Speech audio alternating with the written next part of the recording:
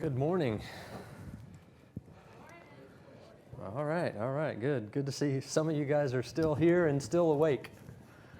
Or maybe just now getting awake. I don't know. Depends on your night last night, right? Well, so we're going to talk about real estate financial modeling, which probably all of you really already have a pretty good handle on, but I'm Chad Osborne. I'm going to introduce my partner here for the day, Andrew Tighe. He goes by Andy though, right? I go by Andy. And so tell us a little bit about yourself. Well, I got into real estate in Arizona when I was 20, and so for the last 43 years I've sold residential real estate in Arizona. I've worked for Continental Homes, D.R. Horton Homes, Pulte Homes, several other smaller businesses that built new homes. Designed with my wife and built our own custom home. And it's been a really good ride. I love helping and working with people, and we get paid a lot of money if we do things right. So I'm just glad to be here today. Being that I'm older, I really did not understand what this real estate financial modeling for investors meant. But after Googling it and talking with my daughter, she said, "Dad, that's the same thing that you put together for your clients." So it's different seeing all this technology today, and sometimes I'd like to go back. But I do see how it really helps. And so we'll kind of go from there. Do you have some main points that you could... Yeah, we'll try to go through a few things. So my name is Chad Osborne. As I mentioned earlier when I received the award, I'm the founder, my wife and I are co-founders of Call It Closed International Realty. We've been in real estate about 19 years and have done a little bit of every kind of real estate you can think of. We do commercial and residential. We've done flips, we've done whole communities, we've done new construction, pretty much you name it, and we've done it as far as in real estate. In 2012, we bought our first RE/MAX franchise, and we owned 5 RE/MAXs at one point, and we were the fastest growing RE/MAX at one point. And so I'm only saying that to say that I know a little bit about what I'm talking about, but like Andy said, real estate financial modeling is something that when I first saw it a couple days ago, I thought when we hear financial models, we're typically talking from the real estate standpoint, typically talking about commission structures and things like that, right? And I'm like, hey, I can talk about that. I've got a 100% commission national company. But that's not what we're talking about. So again, most of you guys probably already know this and probably know it better than we do. I did see one kind of funny quote. They said if Shakespeare was talking about real estate financial modeling, he would say, to buy or not to buy. And that really is it, right? I mean, you're just trying to figure out if it's a good investment. You're trying to do, what's necessary to determine, and it could be, we're primarily talking about commercial real estate in this situation, but you definitely can be talking about residential as well. Certainly investors that have larger portfolios of single-family homes. I guess, as long as they have more than 3 or 4, maybe they could have some benefit from this. But it's primarily commercial, office space, retail, industrial, hotels, and multifamily, which although it's residential as far as people living there, anything usually over 4 units, you're talking about commercial, right? So your goal is cap rate. You're looking for specific target cap rates. In real estate financial modeling, there's really 3 types: acquisition modeling, renovation modeling, and development modeling. And those are pretty straightforward. So acquisition modeling is you buy it as is, you don't really do anything to it. Renovation, obviously, just like it sounds, right? You're going to take maybe a C property and bring it up to a B or an A, and then you're going to increase the value of the property. And then development modeling your building. So different varies of risk in there. Talk about, you gave me a great example earlier of something that you did as far as in residential, from the residential side, that kind of fits this. Yeah, and it's during our weekend here, you heard a lot that you cannot change your real estate market, but you need to change your mindset. So back in 2011, our property values had dropped so much, we were selling $60,000 and $70,000 homes. So you get a whopping $1,800 check for selling a $60,000 home. And I came up with an idea. I was going to call all my clients that I knew had money, but they weren't landlords. And the question that I asked them, would you be interested in owning a rental if you never had to see it, you never had to touch it, and all you did was get your positive cash flow check every month? And of course, some of them said sure. So what I put together was a program with single family homes. This particular program that emerged from the start of all that was you need to buy 3 to 4 properties at the same time. And I can show you how and walk you through the steps that in 7 years you will own the 3 or 4 properties free and clear. Instead of getting $1,600 a month, $400 on each house, what you're then going to be doing is receiving $4,400 to $4,800 a month for the rest of your life until you want to get rid of them.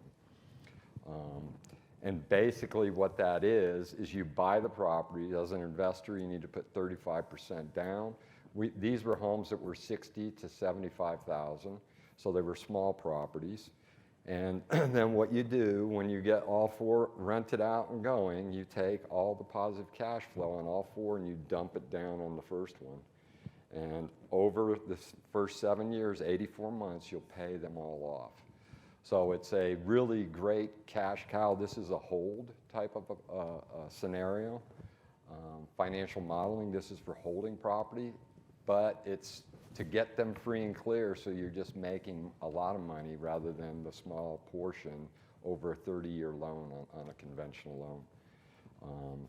One of my clients who worked for an insurance company, she showed me this and did it with hers, so she was the first. The other important thing about this in the residential is that you need to have successes so that you can show these to future clients to convince them or show them that this is a really good way to make money.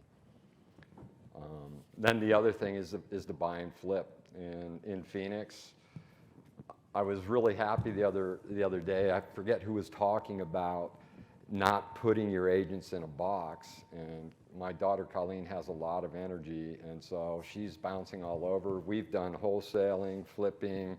I mean, and she's only been in the market 9 months, 10 months, less than 10 months. So it's been really good for us. So we put together this same type of program on flipping the homes. My goal is if you're going to buy and flip, you have 90 days from the date you close on it to the date you close on it. You shouldn't carry it more than that. You don't need to make huge profits if you're doing that way, because you're just going to roll it over. If you invested 80 and you get 25 out of it, if you can do that 4 more times with that 80,000 in 1 year, and your interest rate or your earned capital on it is really high then. So these are the 2 programs and the nuggets that I thought I'd give to you today. I really like the buy 3 or 4 and have them paid off in 7 years. Yeah, absolutely. I mean, that's a great program. And there's actually some software out there, around that you can look into Money Max, for instance, which teaches people how to pay off mortgages typically in less time and save a lot of interest. Right? Most people think that interest is free money right now, right? Well, it's really not, because you're paying 60 or 70% interest really in the first few years. So if you can pay those properties off earlier, then obviously that's going to increase your profitability. You're going to be able to buy more properties. So lots of things to look into that. I think it's kind of cool because you're in Arizona and I'm in Florida, or I'm based in Florida, and I think we're probably the 2 most popular destinations right now. Although the whole country is in a crazy market, but Arizona and Florida, as far as investments and the buy and flip, which we're not in that market necessarily right now, and of course that's a big factor in real estate financial modeling, is what type of market are we in. So as he mentioned, right now it's primarily a buy and hold. You're still seeing a lot of even the institutional investors that are still buying. Prices are up, right, and they continue to go up, but they're not scared. They're still buying, and people are like, why are you still buying? Well, because they understand the cyclical way that real estate works, right? And so they are still investing, they're still buying, and they're long-term plans. You know, they're not certainly fix and flips right now. You know, the other side, I guess, would be potentially the development side, obviously, because some areas need inventory. Well, every area, I think, needs inventory. Some areas need more inventory than others. And so there's the development, but again, you know, that's kind of leaning towards residential. In our market right now, industrial property is less than 1% vacancy. So typically they say, you know, under 3%, then you build. And so lots of industrial stuff happening right now in Southwest Florida. Everywhere you look, there's tilt walls going up. And so, you know, again, those types of investors, the guys who are dealing in those types of properties, are building right now. They're in the development phase from you know, for this particular subject. Office space, retail is kind of odd right now because retail obviously was hit hard during the pandemic, but still right now the vacancy rates are fairly low. So lots of new businesses and stuff popping up, and so again, to get back a little bit tighter to the subject of the financial modeling, it's all about kind of looking to see what your long-term plans are, what type of property obviously you want to get into, what your long-term plans are, what cap rate you want to achieve, and you know, in some markets maybe a 4 to 5% cap rate is good. You want it, you know, you're happy with that. In other markets, you know, 8 to 10%. And so it just depends again on the types of properties and things like that. Storage space, right? That's a big one right now. Obviously that's a long-term investment for the most part. You're developing those, you're building those, and those have a pretty good ROI. So in the financial modeling, you know, what you're trying to do is basically go from whatever your plan is to a pro forma, you know, something that finalizes kind of your plan, right? And then you work toward developing that. In multifamily, you've got to think about, obviously, the simple ones are rent, right, and things like that. But what about, are you going to charge parking fees? Maybe you have garages. Are you going to, you know, add to the rent for utilities? Are you going to cover utilities and then have the tenants pay you back? Are you going to, there's a trend, I don't know if this is happening around here, but in Florida, in a lot of the new apartment communities, they are charging for trash pickup. So you take your trash, set it outside your door, and somebody comes by and picks it up and takes it to the dumpster for you, and they do not give you the option of doing it yourself. And so they're marking that up, right? It's a service that they're providing, but they're forcing you to do it in your rent. So just different things like that, different factors that you can take into account when you're trying to determine you know, your return on investment, right? So maybe the amenities, maybe you're charging extra for use of the pool or, you know, whatever the fitness center, business center, things like that.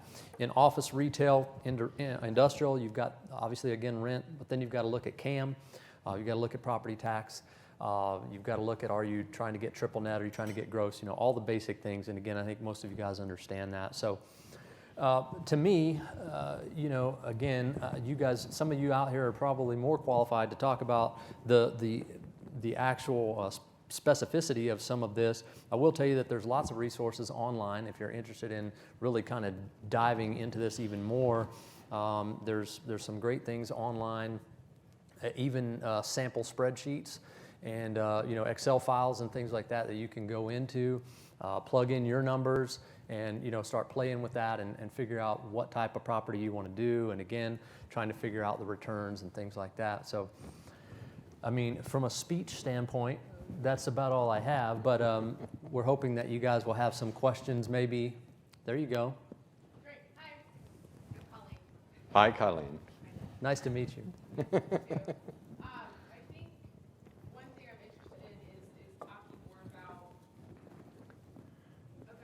the common person who is interested in investing. Because this is just, again, we're hearing like millions are being made in real estate. So jump in when you can.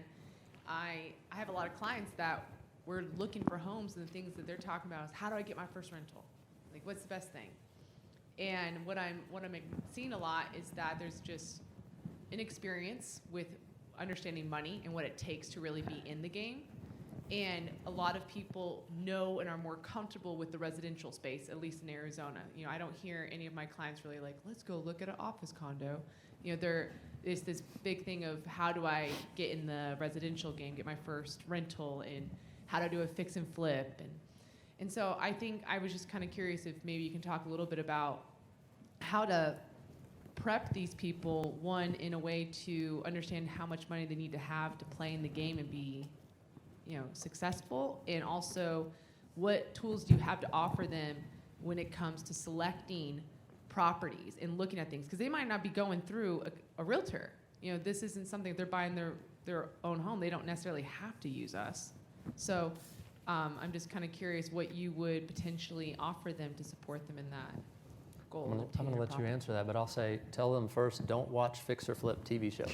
It's a good one. That's a good one. Exactly. It presents a little bit of an unrealistic expectation. Well, I think this topic, or what you're talking about, is a situation where is it the millenniums? That's the young people? Millennials, okay. What I talk to them about is, yes, I think you should buy a rental property. So a lot of them that come to purchase their first home, I also talk to them about a rental, because it's the one time in their life probably that they could buy a home either on a conventional loan with 3% down or an FHA loan with 3.5% down. This doesn't have to be your dream home. What you need to do, it's your first house. So let's get you started. You can buy this, and this is going to be your first rental. So during there, you're going to save money for your down for your next one. And when you move out, it's the only opportunity probably in your life where you'll get to buy a rental property for 3.5% down. And so a couple of the younger people did do it, and it worked out really great for them, and they were extremely happy. And they only had to stay there 13 months, and then they moved. So it's an opportunity that way that we could show them that they could buy without having to come up with 35% down. Did that answer your question? Yes, first question. The second question was when it comes to properties and understanding a good property and understanding what makes a property valuable in the future, because like you're saying, you're planning for this long-term decision.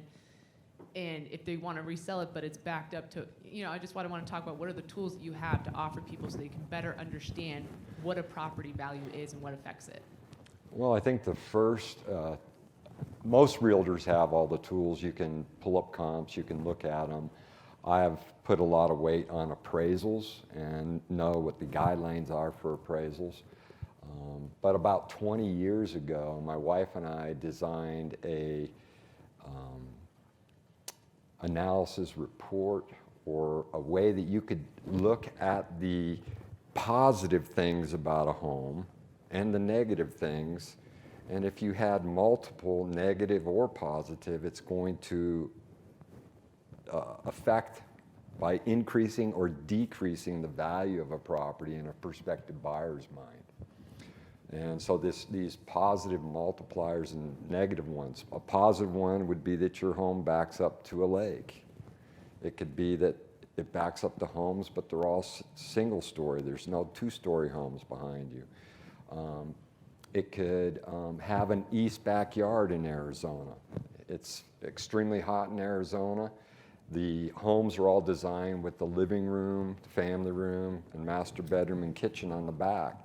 So if you turn that west and it's 120 at 6 p.m. in the afternoon or evening, your patio is 180 degrees. You can't swim in your pool. You can't barbecue. So we put this positive and negative multiplier together, and what we found is we could determine the home based on where just the dwelling is. It's not changing anything. It's how it's already sitting. It could affect the value increase by $50,000, or it could affect the value by decreasing it. A home that backs up to a freeway with major power lines in a west backyard, if I'm going to sell that to you, I'm going to tell you that we're going to have to sit and have this same conversation with you sell, and you're going to buy it. You're buying it for less than 100 compared to the other homes in the neighborhood. So when we sell it, we're going to have to sell it for 100 less. But that's been a very cool tool. Buyers and sellers love it. And if you talk to Colleen or anything, give her your name and number. We'd be happy to email one of them to you. Oh, that's great. That's great. You know, education, I think, is the main thing, or one of the main things. Teaching them, you know, what they need to do. And again, you know, like he said, there's lots of programs out there, especially for first-time home buyers, and that is the beginning of investment. You know, buying that first house on that FHA program, if you can, you know, if you can do it, and maybe there's even a grant program to cover, you know, your initial down payment. And so you can get into it sometimes with nothing down, or in some markets maybe do a USDA loan and get into it with nothing down, or VA loan. So different ways that you can get into that, and then that becomes your first rental property. You move out of that one, you buy another primary, and then you know, you've got that one. My son-in-law, you know, bought his first property when he was, I think he was 19. Wow. And bought his first rental property. It was a house next door to his parents' house. And he was able to, you know, rent that thing out and do pretty good on cash flow for a few years. And then when the market just started to go up, he was able to sell that, and we were able to teach him kind of, okay, here's what you need to do. Go in and make a few improvements into the house, you know, spend a little bit on it. He flipped that one. He bought another one that was primary, and now that one is a rental that he has up in Orlando, and he bought another primary, you know, and so he's kind of been able to do that, and every couple of years, in theory, you can do that, and so that's a great way to get started. You know, obviously, is the single-family house is typically the easiest way to get started. I don't recommend condos or those types of things because you've got the HOAs, and there can be other types of carry costs, assessments, who knows what, you know, can come through. But yeah, great question. I think, like I said, I think it's education and just teaching them. And that other software that I mentioned, MoneyMax, is actually it's really good, really easy to use. Works kind of like a QuickBooks or something like that. But it teaches them, you know, hey, if I'm going to go out and buy a jet ski, here's how that's going to impact my ability to pay my house off early, and or if I'm going to go buy a car, or you know, that type of thing. And so, really, really great program. I recommend you looking into that. Hey guys, my name is Brian Fay. I'm with Florida Palm Construction, and I just had a quick question regarding the BRRRR strategy, and if you're familiar with it, and if you've recommended to any investors you work with. I'm not familiar with Sorry, it. not by the acronym. Okay, so it's where you buy a property that needs to be rehabbed, you rent it out, then you refinance, and you Okay. pull your initial investment out, and then you repeat that process over. And it really increases the velocity of money to where you can get into properties more quickly and really multiply your portfolio more quickly. And I was just curious if you've heard of it. Not Yep. by the name. I mean, it's, you know, it's a similar strategy, I think, to kind of what we're talking about. You know, right now, it's difficult to get into. There's so many institutional investors right now, or even single investors, especially in my market, that seem to have unlimited money, and so they're not, you know, they're paying over market or over ask sometimes, even for the houses that need to be rehabbed or that need, you know, to be fixed before they could be livable, even in some cases. So I don't think there's, you know, it's difficult in this market, but certainly that's a great strategy, and it sounds like you probably could explain it to the room better than we can. Yeah, it's BRRRR, B-U-R-R? B-R-R-R-R, I'll just be I guess. Oh, BRRRR. BRRRR. Okay. We don't know about that in Florida or in Arizona. We never get that. Yes. All right, thanks, guys. Thank you.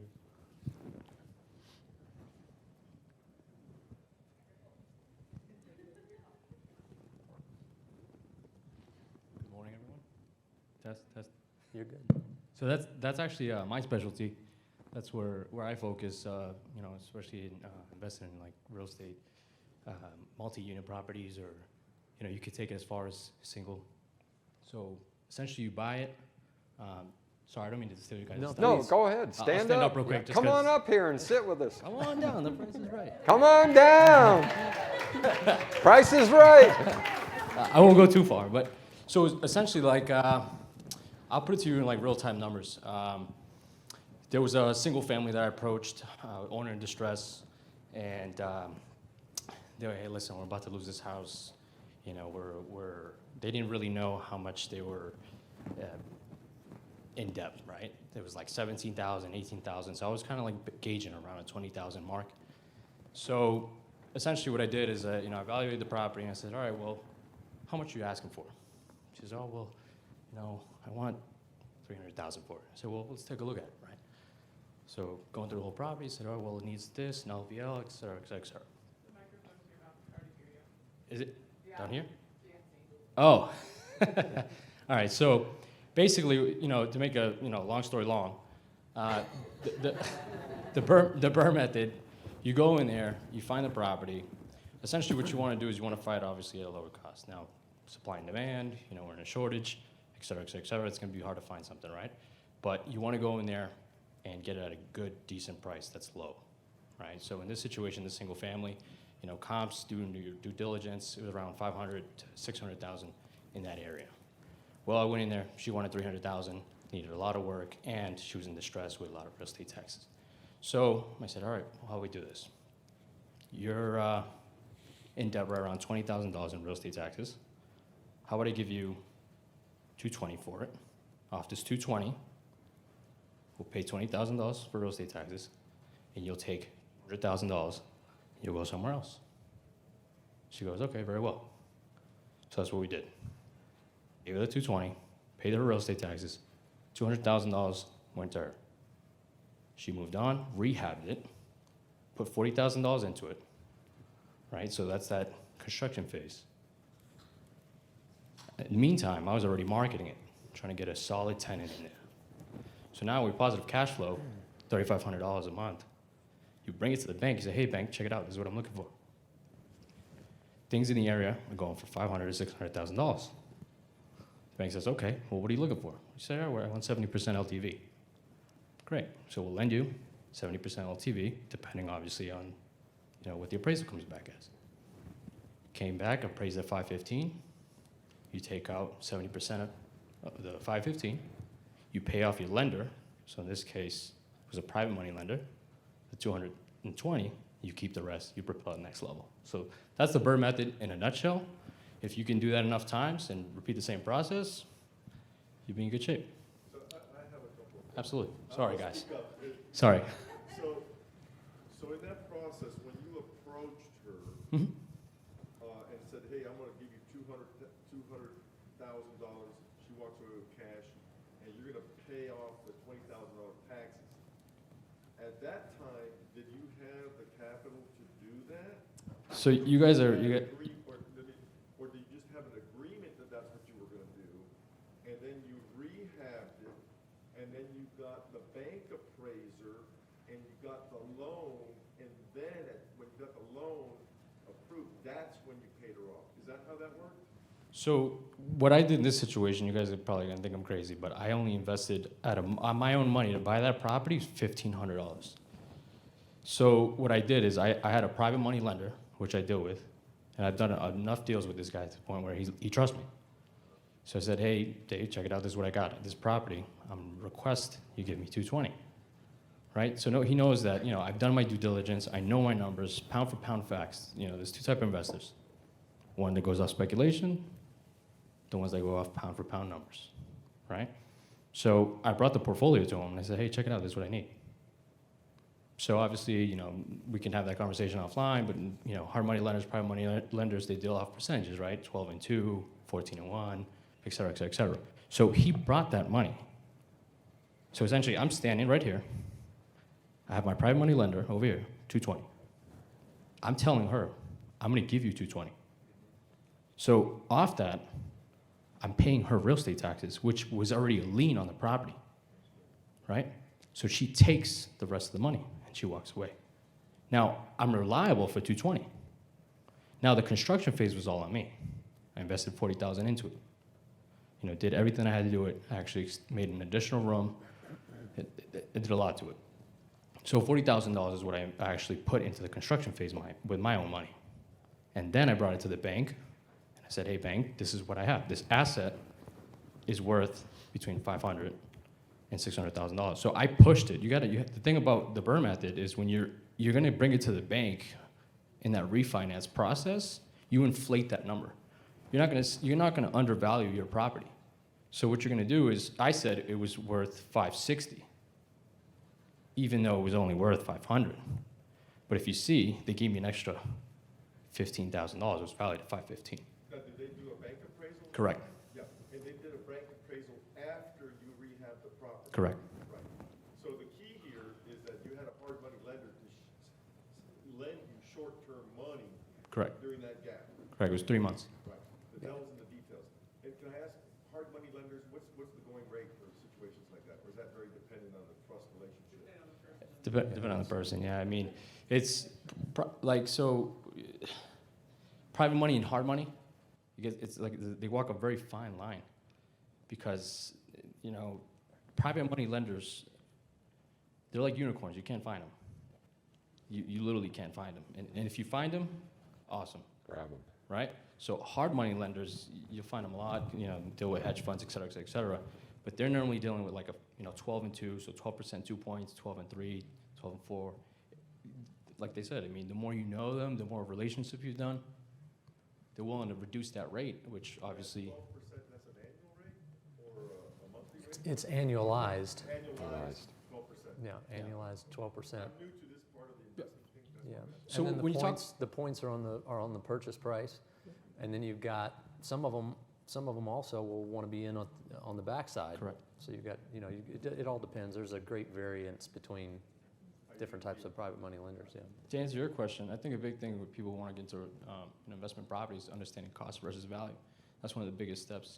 First is mindset, then cost versus value. Within that mindset is understanding, okay, well, does this asset that we have here surpass it? So for example, right, the single family, I had an asset that I knew was valued between 500 and 600. I said, well, all right, well, let's close on it for 200,000. It's going to surpass the cost regardless. So does your cost versus value, does your value surpass that cost? And if the answer is yes, every single time, then it's probably a good deal. Mm-hmm. And you can take it as far as 6 units. And I was explaining a story earlier today about a property I bought right before COVID, 6-unit building. That was a scary one. And I don't want to get too much into that one, but I mean, if you can understand like just simple numbers and saying, okay, well, the gentleman wanted 2.1. Okay. Well, I'm not going to give you 2.1 for a property that really needs to be rehabbed completely from the inside out. So you work on the common areas, make it pretty. You work on that first unit. That's how you're going to propel forward. But the numbers-wise, I said, hey, listen, I'll give you 1.9, interest only. And he didn't have a mortgage on the property. So I said, I'm going to use you as my bank. How's that sound? Right? So interest only for 5 years at 4% is not bad, right? But if you think about cost versus value, he wanted 2.1. I said, okay, you want 2.1 for the property. I'll give you 1.95, $300,000 down. Leave me at 1.6 at 4%. But if you really think about what we're doing here, I'm giving you interest only for 5 years. You're making over $300,000. So that 1.95 surpasses your 2.1 regardless. Cost versus value. I don't know. I could talk all day, That's but good. sorry. It's basically, I mean, there's, if you guys have heard of iBuyer, have you heard of an iBuyer program? Similar to what Zillow is doing on a larger scale, right? So Zillow makes probably hundreds of offers a day on properties across the country. Part of it is doing the research first, right? And being able to find the properties that are not on the market, because that's typically where you're going to, especially in this market, that's where you're going to find any potential equity. Is somebody like that in a distressed situation. Maybe you pull a Liz Pendon's list or something like that and try to find pre-foreclosures. But there's any number of ways that you can do that. But again, companies like Zillow are doing that on a huge scale. It's the same thing. As an iBuyer, you're just going in, buying it at less than what it's worth, but they're just doing it on a huge scale. So, but yeah, lots of different ways to finance that. That's what Open Door's doing in Arizona. They're coming in, they pay cash for everything, and they immediately put it back on the market after the seller moves out, or they help them move out, and they put it back on the market, but they're looking for a very small margin. So I mean, they buy them, and 3 weeks later they're sold to somebody else. They're basically a wholesaler. Yes. I they're just wholesaling. wanted to touch on your original question earlier when she was asking about how realtors can work and attract investors. And it was more on a buy and hold answer, and I wanted to talk to you about it on a buy or a fix and flip, because that's the world I live in. And I have two phenomenal realtors, and I am very loyal to both. And the reason being is that they fully understand, as a fix and flipper, it's once a property's on market, it's probably too late for me. I can't be competitive. So they have made partnerships with quality wholesalers, which are incredibly difficult to find. And then they had lengthy conversations with me, like, what areas do you want to be in? What's your target price point? What risk are you looking at? What numbers are you looking to make out of this, your minimums? And then they started filtering out all the leads that they were getting from wholesalers, and only sending me quality ones. And if I close on one of those through one of their wholesalers, they're selling my property, no question.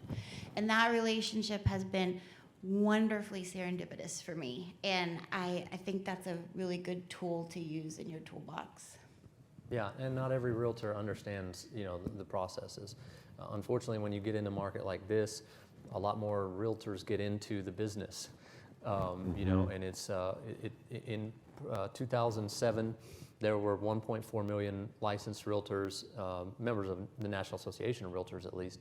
And then by the end of 2008, it was down to about 650,000. Now we're back up to about 1.5 million with NAR, right now. So it's finding good realtors that understand that, and of course have those relationships. And like you said, it's not always easy to find the good wholesalers.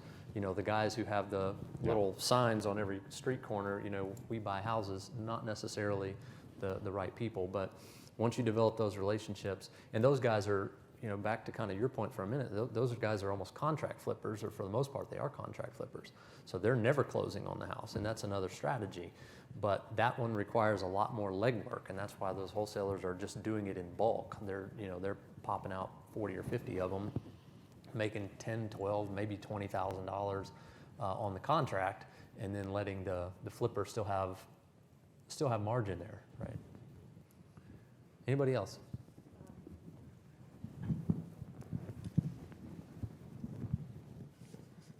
Except for 2020, I've dealt a lot in REO real estate, so investors come to me in droves, and a lot of them join investment groups to learn a lot about what they're doing and how to go about it. And there should be availability to anybody who wants to do something like that to get involved in an investment group, and there you can have access to hard money lenders. And a lot of them will fund 100%, even if you don't already have a relationship with them. But I would say if you can't do a lot of the work yourself, you could end up losing and not making a profit on your project, because the contractors will take up a lot of that profit, and a lot of the margins are quite small with the shortage in inventory. And it is a good idea to go after those distressed properties, and title companies can often send out distressed home listings. Some of them do that also. I don't know where else you get it. You said a list pendants list, but going after the default is really hard, because a lot of people in default mode put their head in the sand and don't want to answer the door or their phone. And everybody's going after them. They might get 10 offers every week to buy their home, so it's highly competitive. But Or they answer the door with a shotgun. Yeah. you can connect yourself with an REO agent, because most REO agents know these properties are coming to market months before they come to market, and you can evaluate way ahead of time if that property's going to work for you or not. Absolutely. So that's You know, one other thing to your original question too, small time or newer, maybe is a better word, investors. There's a couple other things that they can look at if they can't maybe even qualify for a single family home right now. There's some crowdfunding stuff out there now for real estate investments. Some smaller REITs, real estate investment trusts, that they can get into on a smaller scale. It used to be, you know, you had to have at least $100,000 or more in cash to be able to get into that, and now you can typically get in for $5,000, sometimes $10,000, and become at least part owner in a property, and you know, grow your portfolio that way. We got a couple more minutes if there's any other questions. Is it on? Yeah, okay. So I'm a millennial myself. And before you guys mentioned millennials being investors, so I just wanted to chime in real quick. I did not have the knowledge of what to do, who to contact, or how to become a rental investor. But now I know, since I kind of did it myself, just a little advice. I've done new builds pretty much every rental investment I've had. And as some of y'all may know, it's an easy process. It's not a lot of money down, and that's kind of how, as an agent, I've helped my friends too. It's simple. It's, you know, it's a good way to live in the home, like you guys mentioned, for a few years, rent it out when it's worth, you know, way more. So I just wanted to mention that. I'm probably the only millennial in this room. So I just wanted to kind of give you guys insight, because I had to go through that, and I didn't know who to contact, or my realtor was like, "You're crazy, you're 23, what are you doing?" And I'm like, "I don't know, but let's just do it." So, but it ended up working all right, because it was a new home and no problems, and this is in Austin, Texas, so real estate's very expensive there, and new builds it's a patient and easy process for somebody who is in the younger generation who doesn't have assets behind them. So looking back, how do you feel about that decision? So far, so good. Are you excited? Yeah, I have two so far now. Oh. Great. Currently on the list to build a third one, but so far so good. There's been like no maintenance. I'm a property manager, so I manage rental investments for owners. So I hear lots of like horror stories, and like, you know, things are breaking, and we got to do a whole renovation before the tenant moves in 60 days. And so whenever I hear these owners kind of freaking out how they're going to have to pay, you know, 10, 15 grand before they get another tenant in that home, I just think about how I haven't ran into those situations. So, so it's kind of a really good cycle. You know, you buy something new. It's the opposite of buying a car. You know, it's you buy a car, it loses value. But you buy a home, it's new, it's most likely the same price as a used home. And this is the market in Austin, so I don't know what in Texas, I don't know what it's like elsewhere, but sometimes buying a home is the easiest route. And yeah, so far I feel good, and nothing bad has happened, nothing's burned down. Foundations are good, no crazy expenses, and it's been positive cash flow since. Did you put hard surface flooring in throughout the house on each of them? I did, because I have 2 dogs. Well, you are really smart. You're really smart. I mean, it's amazing, man. You want to change carpet every 5 years, Yeah, you know? heck no, I see carpet invoices all the time. Yeah. It's a lot. No. But That's really great. That's really great. Yeah. And new construction, exactly for those reasons, is great. And because sometimes they're taking, well, right now they're taking a long time to build. So you're actually in a market like Austin or a market like Southwest Florida, you're building equity very quickly. yes, while it's So- being built too, you know, before it's even in your name, before it's even a house, it's worth more than what you bought it for. Yeah. So just a little insight, if you guys have, you know, millennials come to you, it's sometimes new build is the best route. It's probably not the best route being an agent, but it's been my experience, and so far it's been great with me and my friends. And that's it. Thanks for that. Well, on new homes in Phoenix, our market's so hot, it's crazy.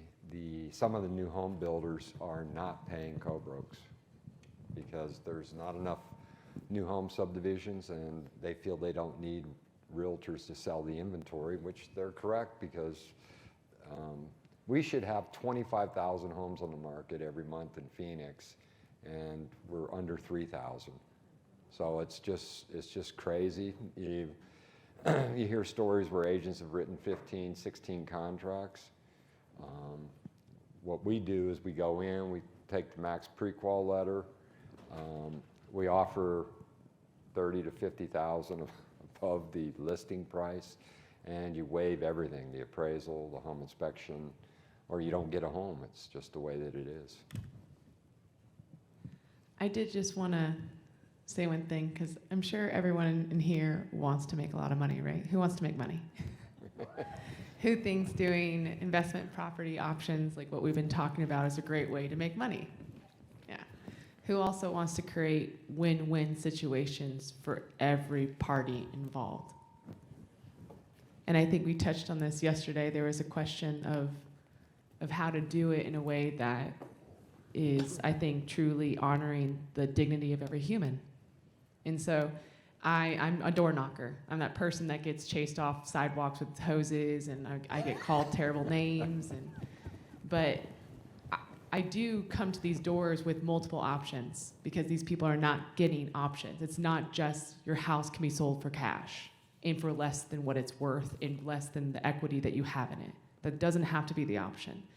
And I really do urge, because it'd be better for me to walk up and say, hey, I'll buy your house for XYZ and get a lot of money. That is obviously a great option for me. Yet, sometimes they're getting the sale of trustee notice just 2 days ago, and what I can really offer them is a fast solution to sell their house for above market value. And me walk away with a commission just the same. But I do urge you to find, like, look for the end result. What's the end result? How much money can this property really make?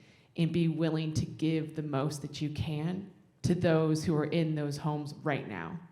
Like, let's not shove people out of neighborhoods. And I don't know, I'm saying this because I feel bad about how some Arizona communities are feeling, and I have a really bad reputation just from what people assume I'm gonna do. So if you can offer multiple solutions and be willing to give more, you're gonna have great karma, and you're gonna make a shit ton of money.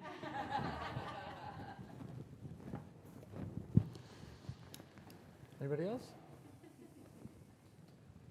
All right, thanks a lot. Thank you.